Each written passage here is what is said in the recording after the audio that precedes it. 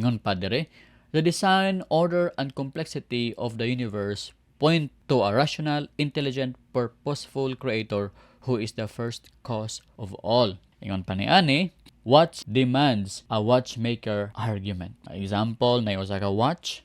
Kung ang tao nimo kining usa ka watch, dili ni siya moabot pinaagi lamang sa iyahang kaugalingon. Makita nimo nga naa siya design.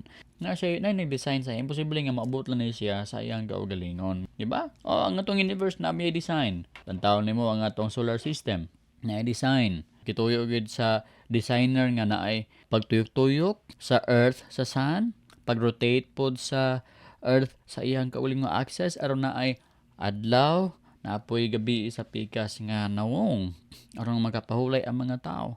Makita nimo nga naagi nag-design sa iya. So naagi great nga designer, nga intelligent, purposeful, smart ug walay lain mao ang Ginoo.